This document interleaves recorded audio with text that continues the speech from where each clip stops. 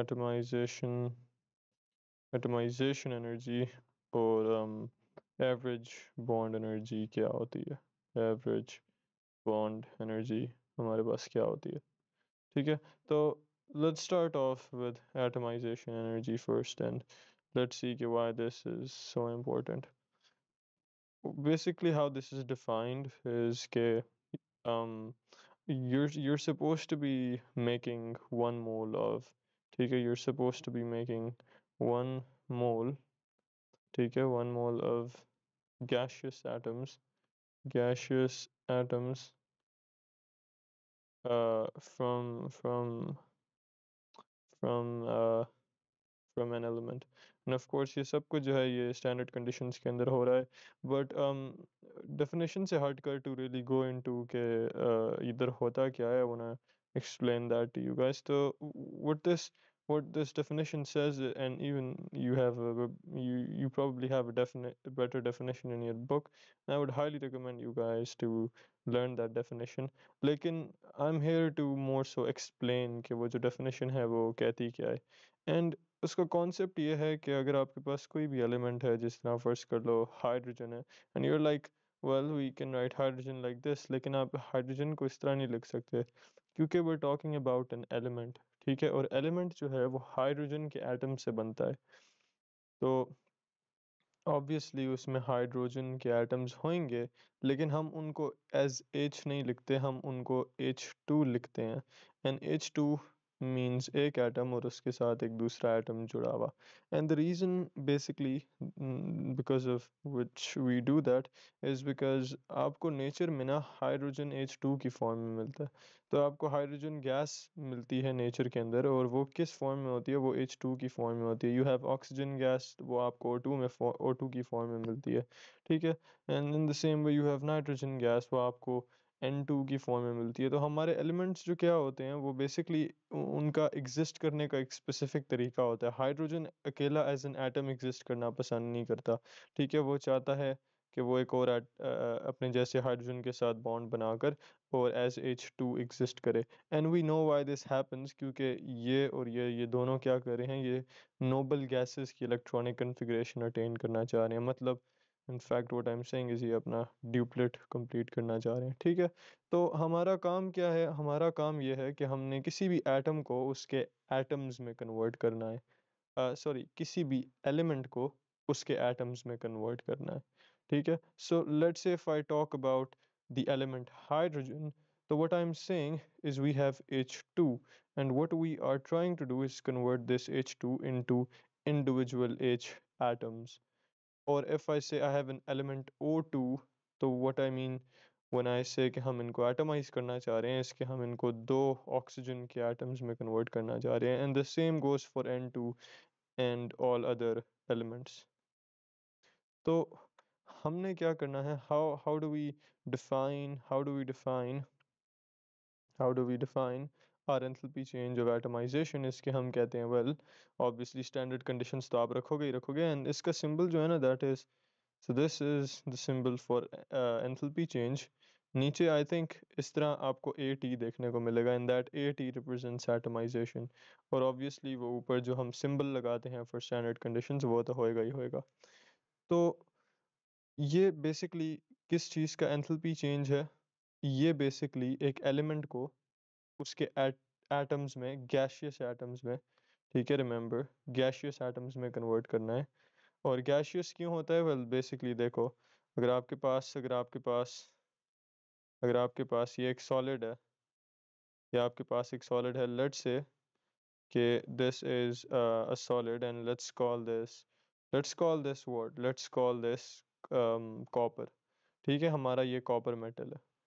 तो कॉपर के एलिमेंट का क्या फॉर्मूला है, सिर्फ Cu है, बट Cu किस फॉर्म में एग्जिस्ट कर रहा होता है, Cu इज सॉलिड। क्यों, क्योंकि वो सारे पार्टिकल्स जो हैं वो स्ट्रक्चर के अंदर ट्रैप्ड हैं। वी ऑल नो कि कॉपर जो है वो एक सॉलिड होता है, I mean at least at room temperature, वरना तारे ही ना होती अगर कॉपर लिक्विड या गैस होता तो। ठीक है, वी हैव सॉलिड वायर्स, तो copper is a solid at room temperature, we know that, but what we are trying to do is we are trying to make 1 mole of gaseous atoms. तो अभी इस structure में क्या है, इस structure में basically ये गैशियस नहीं है। ठीक है, इस स्ट्रक्चर में बेसिकली ये गैशियस नहीं है।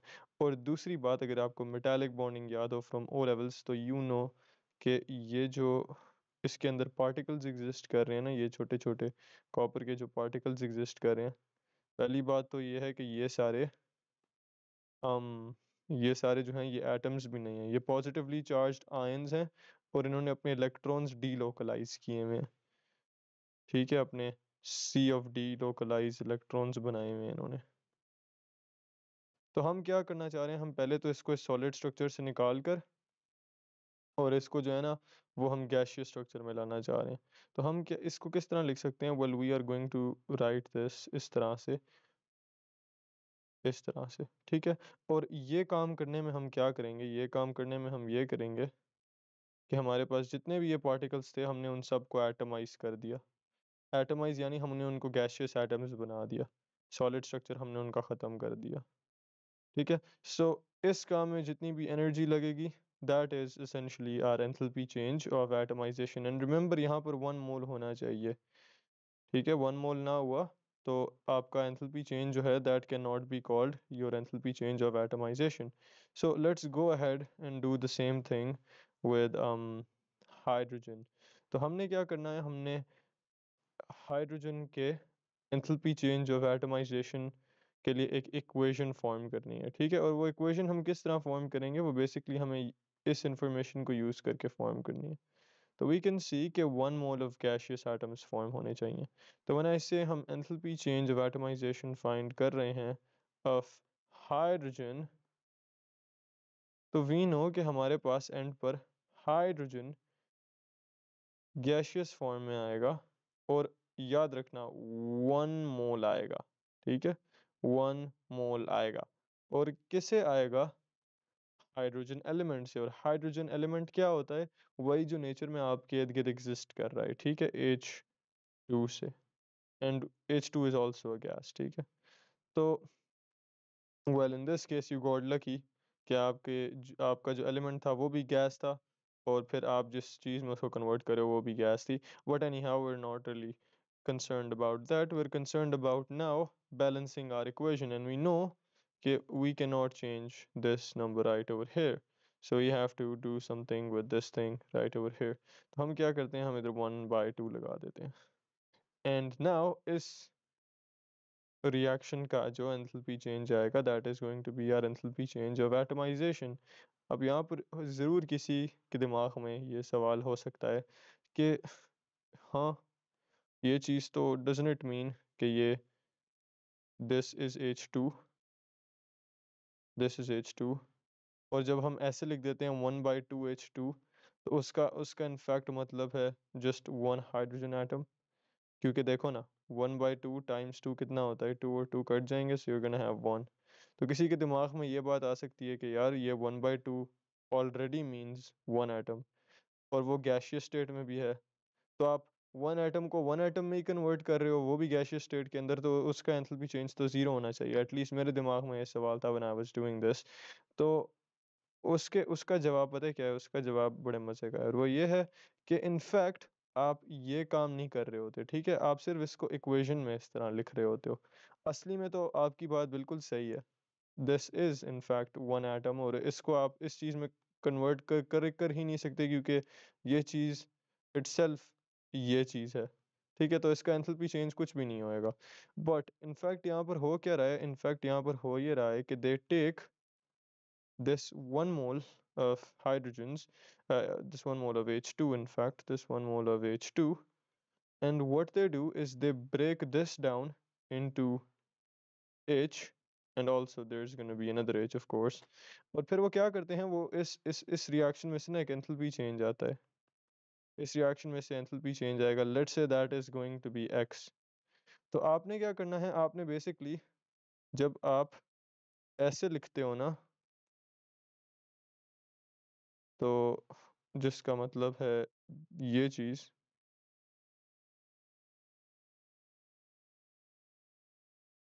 तो आप क्या करोगे, आप सिंपली सिंपली आप इस एंथैल्पी चेंज को जो आपने ऊपर निकाला था आप उसको लिख देते हो x/2, ठीक है। और वो आप मतलब आप लिखते नहीं हो, but you do this is what you do, और फिर आपको इस रिएक्शन का एंथैल्पी चेंज मिल जाता है। लेकिन आपकी बात बिल्कुल वैलिड है, आपकी बात बिल्कुल वैलिड है कि ये जो चीज़ है, that itself is this thing, yes it is that thing.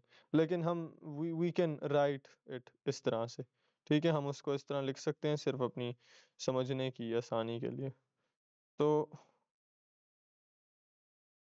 essentially what we're doing over here इसके हम यहाँ पर कहते हैं कि हमारे पास जो लेफ्ट साइड है उधर हमारे पास है बेसिकली एक H2 which we have over here, and we are converting that H2 into this one atom of hydrogen.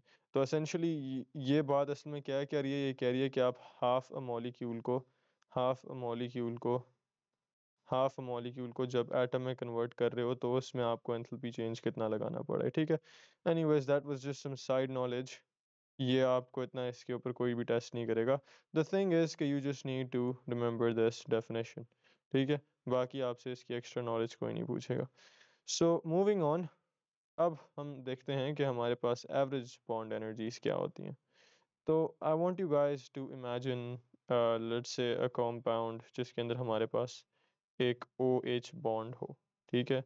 And we have a lot of compounds जिसमें हमारे पास OH बॉन्ड हो, so we have let's say we have water, ठीक है। So actually I want to draw it in a better way.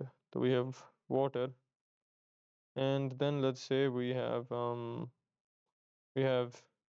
COOH, और ये आप बाद में पढ़ेंगे, ठीक है, इन योर ऑर्गेनिक केमिस्ट्री, उसके अंदर आप इसको पढ़ेंगे COOH। Or let's say I take another compound. Let me think of an example. Hmm. Let me think of an example. So there's another compound which is called CC and OOH. So इसको जल्दी से मैं बना लेता हूँ। And just for reference मैंने 3 यहाँ पर compounds लिए हैं, and you don't even need to know कि ये क्या क्या चीज़ें हैं, ठीक है। You don't really need to know that. But the idea here is कि यहाँ पर देखो,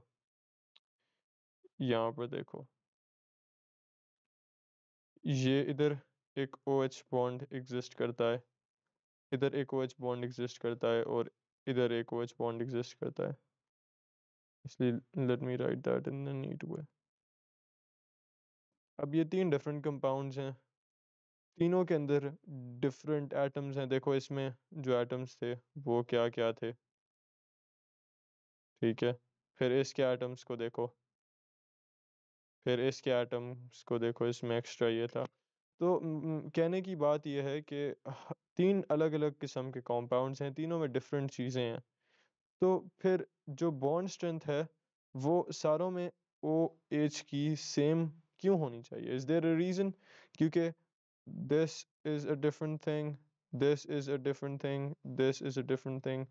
तो हो सकता है कि जब आप इस कंपाउंड में ये OH तोड़ो तो आपको कम एनर्जी लगानी पड़े, हो सकता है जब इधर तोड़ो आपको थोड़ी ज़्यादा एनर्जी लगानी पड़े, हो सकता है जब आप इधर तोड़ो तो आपको ज़्यादा एनर्जी लगानी पड़े, ठीक है। तो द मेन आइडिया इज़ कि OH का जो बॉन्ड है वो डिफरेंट कंपाउंड्स के अंदर एग्जिस्ट कर सकता है, और डिफरेंट कंपाउंड्स में फिर उसकी बॉन्ड एनर्जी क्या होती है, the energy required to break the covalent bond, हो सकता है वो हर डिफरेंट सब्सटेंसेस के अंदर सेम ना हो, ठीक है।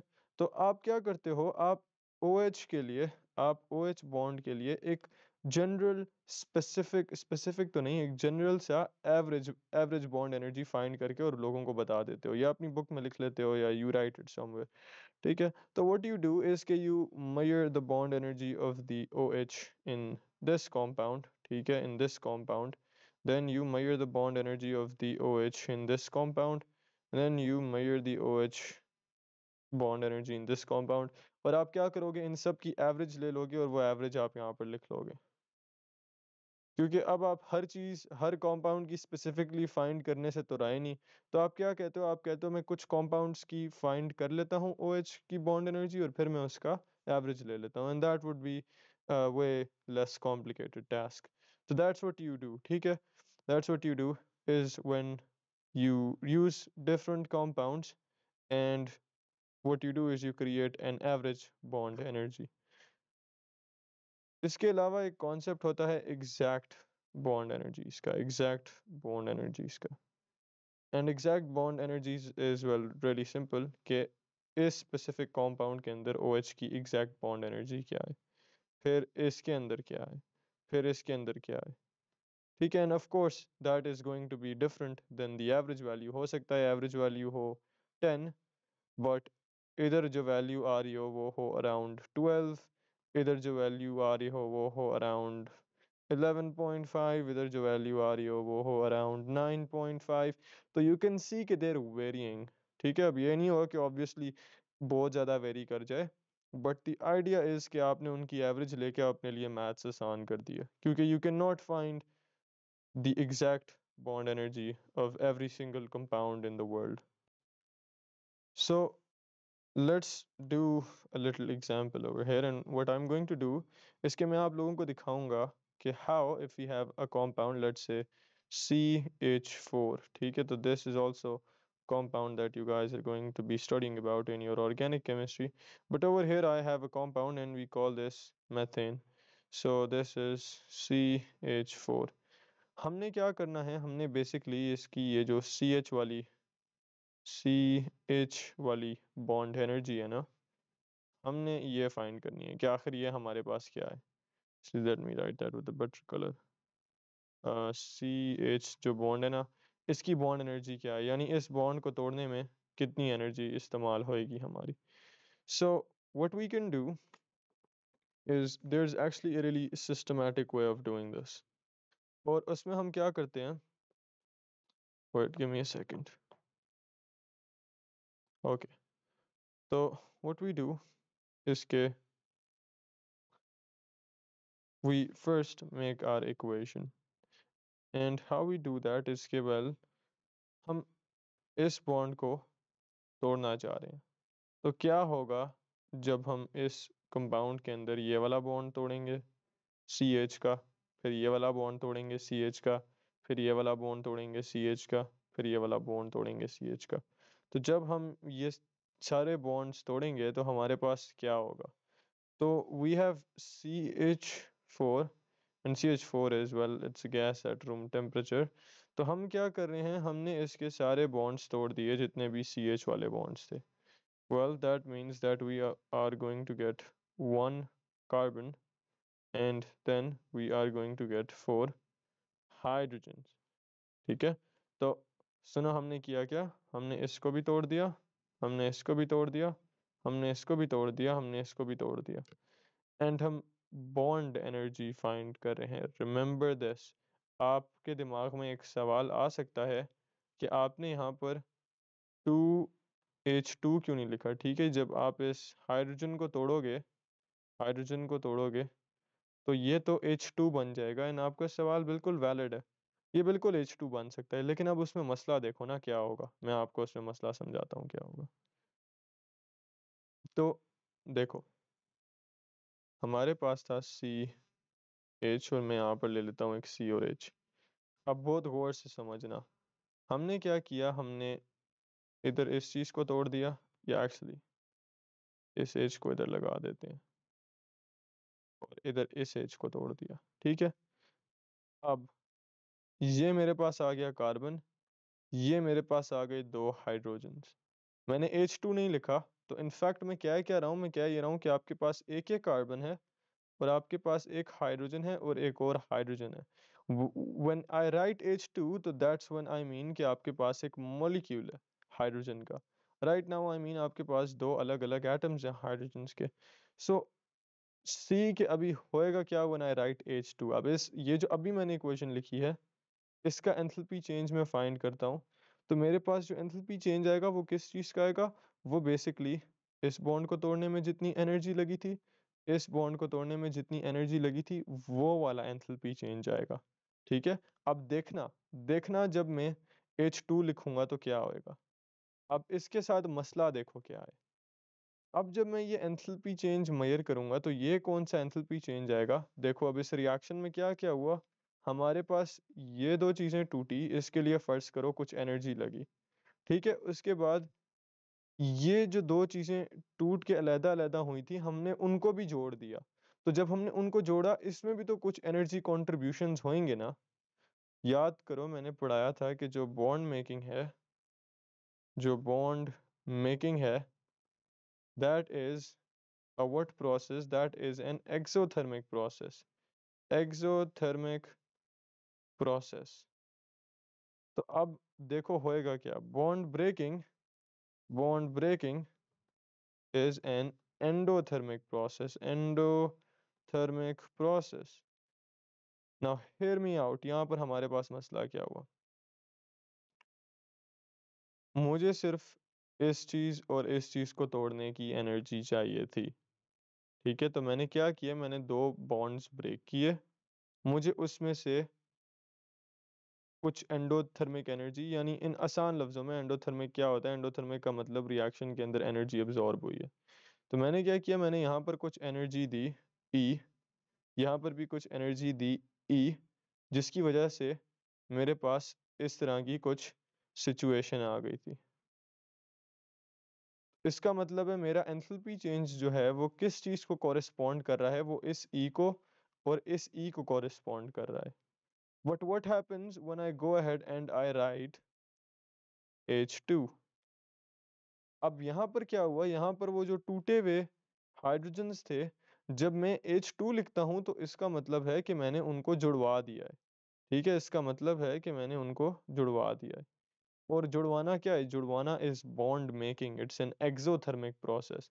ठीक है, तो अब इस जोड़ने में भी कुछ एनर्जी कंट्रीब्यूशन आया है, and let's call that E as well. तो अब मेरा जो एंथैल्पी चेंज है वो किस किस एनर्जी की वजह से आ रहा है? तो वो इस एनर्जी की वजह से आएगा, इस एनर्जी की वजह से आएगा और इस एनर्जी की वजह से आएगा। तो you can see how overall जो पहले रिएक्शन था उसका एंथैल्पी चेंज कुछ और होएगा और इस वाले का एंथैल्पी चेंज कुछ और होएगा। तो that's why you need to keep in mind कि मैंने क्यों नहीं लिखा H2 और मैंने यहाँ पर क्यों इंस्टेड लिखा 4H, क्योंकि I don't want to make these bonds. इन बॉन्ड्स को बनाने में कुछ एनर्जी लगेगी और वो एनर्जी क्या करे, एनर्जी लगेगी नहीं, सॉरी, एनर्जी रिलीज होएगी। एक्सोथर्मिक प्रोसेस में एनर्जी रिलीज होती है। लेकिन बहरहाल that's not the point. The point is कि मैं सिर्फ इन चार चीज़ों को तोड़ने की एनर्जी फाइंड करना चाह रहा हूँ। ठीक है, बॉन्ड एनर्जी मैंने क्या फाइंड करनी है? CH की। तो अगर मैं H और H को साथ जोड़ भी देता हूँ, ठीक है, तो अब इस चीज़ की एनर्जी तो आएगी ही आएगी, लेकिन उसमें साथ ये वाली जोड़ने की एनर्जी भी मिल जाएगी और मेरा आंसर जो है वो सही नहीं आएगा। तो that's why I am writing them as 4 hydrogens, यानी 4 अलग-अलग हाइड्रोजन्स। अभी मैंने इनको जोड़ा नहीं है, अभी मैंने H2 नहीं बनाया। ठीक है, सो रिमेंबर दैट। अगर आप ये नहीं करते, if you are not cautious about this, तो you can go ahead and mess up your enthalpy change. So the point is कि अब यहाँ पर मेरे पास एक डेल्टा H आएगा और वो डेल्टा H किस चीज़ के ऊपर बेस कर रहा होएगा? यहाँ पर जो एनर्जी लगी, यहाँ पर जो एनर्जी लगी, यहाँ पर जो एनर्जी लगी, यहाँ पर जो एनर्जी लगी। ठीक है, इन सारी एनर्जीज को प्लस कर दो तो एंथैल्पी चेंज मेरे पास आ जाएगा। नाउ द प्रॉब्लम इज़ कि मैं ये काम डायरेक्टली नहीं कर सकता। ठीक है, मुझे इस चीज़ की वैल्यू तो पता ही नहीं है, यही तो मैं फाइंड कर रहा था। अगर मुझे पता होती तो मैं सीधा उन सारों को प्लस कर देता, लेकिन मुझे एंथैल्पी चेंज वैल्यू नहीं पता फॉर दिस बैड बॉय। तो जब नहीं पता होता तो हम क्या करते हैं? Well, we construct a Hess cycle, and how we are gonna do that is के हम बेसिकली हम बेसिकली यहाँ पर दो एनर्जीज का यूज़ करेंगे। We are going to use enthalpy change of formation, and we are going to use enthalpy change um, of atomization. And before I do this, मैं आपको बता दूं कि ये आपसे कोई नहीं बनवाएगा। ठीक है, ये चीज़ जो मैं यहाँ पर कर रहा हूँ ये मैं आपको समझाने के लिए कर रहा हूँ। कॉन्सेप्ट किस चीज़ का? कि how to find the bond energy. ठीक है, आपके पास हो सकता है कि आपको इन्फॉर्मेशन दी हुई हो इस तरह से और आपको कोई और सवाल मिल जाए। ठीक है, आपसे एग्जैक्ट ये वाला सवाल नहीं करवाएंगे, बट मैं वैसे करवा रहा हूँ ताकि आप लोगों को पता हो कि how you are gonna attempt the questions. तो वो मोस्ट लाइकली क्या करेंगे? वो मोस्ट लाइकली आपको एंथैल्पी चेंज ऑफ फॉर्मेशन देंगे फॉर CH4, और वो मोस्ट लाइकली आपको एटमाइजेशन एनर्जीज देंगे। तो इस केस में how that is going to look like, मैं आपको ये भी बताता चलूँ। इस केस में how that is going to look like, इसके वो जब आपको एंथैल्पी चेंज देंगे ना CH4 का, तो एंथैल्पी चेंज ऑफ फॉर्मेशन क्या होता है कि 1 मोल फॉर्म होना चाहिए एक सब्सटेंस का, CH4 का 1 मोल फॉर्म करा दो, किससे? उसके एलिमेंट से। तो carbon in its solid state plus 2H2 in its gaseous state. ठीक है, ये कार्बन हमें पता है कि कार्बन की स्टैंडर्ड स्टेट सॉलिड होती है और हाइड्रोजन की स्टैंडर्ड स्टेट गैस होती है। अच्छा, अभी नीचे हमने क्या करना है, नीचे वो आपको ऐसे कुछ एटमाइजेशन एनर्जी दे देंगे फॉर हाइड्रोजन, जहाँ पर वो क्या कर रहे होंगे, एटमाइजेशन एनर्जी याद है क्या थी? 1 मोल प्रोड्यूस होना चाहिए ऑफ गैशियस एटम्स। तो हाइड्रोजन के एटमाइजेशन एनर्जी में 1 मोल प्रोड्यूस हो रहा है किसका? हाइड्रोजन का, and of course gaseous atoms है, तो we do have to write that down here. तो आपको इस तरह करके इक्वेशन दे देंगे और फिर आपको यहाँ पर एक कार्बन के लिए दे देंगे, और कार्बन रूम टेम्परेचर या स्टैंडर्ड कंडीशंस पर सॉलिड होता है, तो वो बेसिकली आप उसको कार्बन गैस में कन्वर्ट करे होगे और आपको उसका कोई एटमाइजेशन एनर्जी दिया होगा। तो मैं इन सारों के एंथैल्पी चेंजेस आपको लिख देता हूँ इधर, होल्ड ऑन, मैं इन सारों के एंथैल्पी चेंजेस आपको लिख देता हूँ। ओके, तो लेट्स से कि ये हमारे पास एंथैल्पी चेंज ऑफ फॉर्मेशन है किस चीज़ के लिए? वेल, CH4 के लिए। उसके बाद ये हमारे पास एंथैल्पी चेंज है एटमाइजेशन का, किसके लिए? हाइड्रोजन के लिए। उसके बाद ये हमारे पास एंथैल्पी चेंज ऑफ एटमाइजेशन है किसके लिए? कार्बन के लिए। तो अब हम करेंगे क्या, देखो हेस साइकिल में कैसे हम कंस्ट्रक्ट करते हैं हेस साइकिल को। वेल, हम कहते हैं हमारे रिएक्टेंट्स किसी इंटरमीडिएट सब्सटेंस के अंदर जाने चाहिए। यहाँ पर देखो इंटरमीडिएट सब्सटेंस क्या है और आपका रिएक्टेंट क्या है। तो आप इधर इधर देखो, क्या आपका रिएक्टेंट इधर मौजूद है? नहीं मौजूद, नहीं मौजूद है इस पूरी इक्वेशन में, इसमें भी नहीं मौजूद। ये पड़ा हुआ है आपका रिएक्टेंट। अब आप रिएक्टेंट को किस चीज़ के अंदर कन्वर्ट कर सकते हो? आप अपने रिएक्टेंट को इन दो चीज़ों में कन्वर्ट कर सकते हो। तो एसेंशली आप क्या करोगे? एसेंशली आप इस तरह जाओगे, ठीक है, और फिर आप क्या करोगे, आप इस चीज़ को रिवर्स कर दोगे। ठीक है, आप इस चीज़ को, मतलब फ़र्ज़ करो अगर ये एनर्जी होती +100 kJ/मोल, तो आपने इसको -100 कर देना था। ठीक है, मैं वैसे फॉर एग्जांपल बता रहा हूँ। तो आप इसको रिवर्स कर दोगे, तो आप इसको रिवर्स कर दोगे। तो what I am going to write over here is reverse reverse enthalpy change of formation of CH4। ठीक है, और फिर आपके यहाँ पर इंटरमीडिएट सब्सटेंसेस आ जाएंगे। वो क्या हैं? वो आपके पास आपके कार्बन है और आपके पास 2H2 है। ठीक है, 2H2 है। एंड एक चीज़ मैं आपको बताता चलूँ, हम लोग ये इनिशियली क्या फाइंड कर रहे थे, मैं यहाँ पर स्टेट सिंबल्स लिखना भूल गया, तो मैं आपको बता दूँ। हम इनिशियली क्या कर रहे थे, हमारा इनिशियली काम था कि हम C के सारे H बॉन्ड्स को तोड़ें, C के सारे H बॉन्ड्स को तोड़ें। तो आप जब इस बॉन्ड को तोड़ोगे, इस बॉन्ड को तोड़ोगे, इस बॉन्ड को तोड़ोगे, इस बॉन्ड को तोड़ोगे, तो अब ये सारे पार्टिकल्स अलग-अलग हो गए हैं। ये कार्बन, ये हाइड्रोजन, ये हाइड्रोजन, ये हाइड्रोजन, ये हाइड्रोजन। और अलहदा पार्टिकल्स जो होते हैं वो किस स्टेट में एग्जिस्ट कर रहे होते हैं? ठीक है, अगर तो करीब-करीब हों, जॉइन करके हों, तो वो हमें पता है सॉलिड होता है। अगर वो लिक्विड स्ट्रक्चर के अंदर हों, सॉरी थोड़े से दूर-दूर हों, मगर फिर भी इतने दूर ना हो, थोड़ी इरेगुलर उनकी स्ट्रक्चर हो, तो वो लिक्विड्स होते हैं। और अगर एक दूसरे से दूर दूर हों, पास ना हो, तो हमें पता है वो गैशियस होते हैं।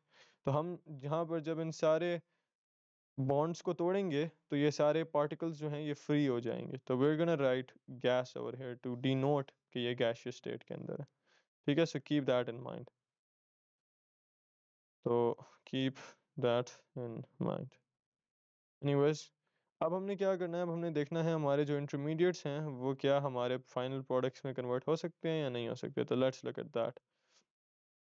वेल, वी कैन सी कि हमारे पास यहाँ पर एक कार्बन है, so carbon can be converted into its atomized state.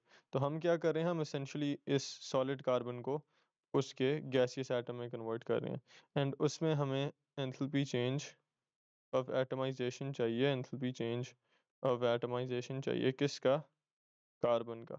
और हम जा भी उसी डायरेक्शन में रहे हैं, गौर से चेक करो, जा भी उसी डायरेक्शन में रहे हैं, तो no reversing needed over here. ठीक है, लेट्स लुक एट हाइड्रोजन। तो हम क्या कर रहे हैं, हमारे पास यहाँ पर H2 है, देखो H2 है, और हम H2 को क्या कर रहे हैं, हम H2 को H में कन्वर्ट कर रहे हैं। ठीक है, यानी H के इंडिविजुअल एटम्स में कन्वर्ट कर रहे हैं। H2 क्या होता है, हमारे पास मॉलिक्यूल होता है, एलिमेंट स्टेट कह सकते हैं आप उसको, होती है। एंड एटमाइजेशन एनर्जी क्या करती है, उस एलिमेंट को तोड़ के और उसके इंडिविजुअल एटम्स में सेपरेट कर देती है। तो we have H2 over here and we're supposed to be converting that into our H over here. So let's look at that. So we have our H2 over here and we're supposed to be converting that into our H. अब मसला क्या है, मसला ये है कि ये हमारे पास कोई एंथैल्पी चेंज ऑफ एटमाइजेशन है और हाइड्रोजन का। और याद रखना कि एंथैल्पी चेंज ऑफ एटमाइजेशन की डेफिनेशन क्या थी, 1 मोल प्रोड्यूस होना चाहिए आपके पास, किस चीज़ का, आपके गैसियस एटम्स का। तो यहाँ पर हाइड्रोजन जो थे उनका 1 मोल प्रोड्यूस हो रहा था, यहाँ पर देखो यहाँ पर 4 मोल्स प्रोड्यूस हो रहे हैं। ठीक है, यहाँ पर 4 मोल्स प्रोड्यूस हो रहे हैं हाइड्रोजन के। तो आप क्या करोगे, आपके पास जो एंथैल्पी चेंज ये आया है ना, आप इसको टाइम्स कर दोगे 4 से। ठीक है, so you are going to write 4 enthalpy change of atomization and you are going to write hydrogen over here। क्यों, क्योंकि अब आपने 4 हाइड्रोजन एटम्स को एटमाइज किया। ठीक है, यहाँ पर आप सिर्फ एक को एटमाइज कर रहे थे। Keep that in mind, keep that in mind. Now what's going to happen is you can apply your Hess cycle and you are going to find your delta H। किस तरह, आपका रूट 1 ये हो जाएगा, आपका रूट 2 ये हो जाएगा, and you can do the route 1 route 2 और फिर कैलकुलेशन करके आपको आपका जो डेल्टा H आप फाइंड कर रहे थे ना वो मिल जाएगा। So let's say that is hold on, let me think of a number that is positive 400 kilojoules per mole. ठीक है, एक रैंडम नंबर मैंने सपोज कर लिया। अब ये जो एंथैल्पी चेंज है, क्या ये हमारा CH की बॉन्ड एनर्जी है या नहीं, think about that, think about that. तो वेल नॉट एग्जैक्टली, ये बिल्कुल है बट नॉट एग्जैक्टली। क्यों, क्यों, क्योंकि देखो हमारे पास ये कंपाउंड था, हमने क्या किया, हमने इसमें सारे CH बॉन्ड्स को ब्रेक डाउन कर दिया। इसमें कितने CH बॉन्ड्स थे, इसमें एक ये था, एक ये था, एक ये था, एक ये था। हमने क्या किया, हमने इन सारे बॉन्ड्स को ब्रेक डाउन किया था, सारे के सारे बॉन्ड्स को ब्रेक डाउन किया था, हमने किसी एक बॉन्ड को नहीं तोड़ा। ठीक है, तो इसका मतलब है ये जो एंथैल्पी चेंज आया है ये इन चारों बॉन्ड्स को अकाउंट कर रहा है। तो what can you do to find the bond energy for just the one CH bond. ठीक है, what can you do for that, and it's really simple. Well आपके पास अगर ये एनर्जी जो थी ये 4 बॉन्ड्स के लिए थी, तो इसको 4 से डिवाइड कर दो और आपके पास एक बॉन्ड के लिए एनर्जी आ जाएगी। So that is going to be 100 kilojoules per mole. ठीक है, and that's how you can create a Hess cycle. और ये आपसे इस पर एग्जैक्ट ये क्वेश्चन तो नहीं आएगा, so I wouldn't recommend you guys कि आप इसको याद करो, बट आई वुड से कि यहाँ पर समझो कि हमने किया क्या। ठीक है, हेस साइकिल आपने होपफुली समझा हुआ फ्रॉम द प्रीवियस वीडियोस। यहाँ पर समझो कि हमने किस तरह एटमाइजेशन एनर्जी का यूज़ किया और at the same time formation energy का यूज़ किया to find our bond energy right है।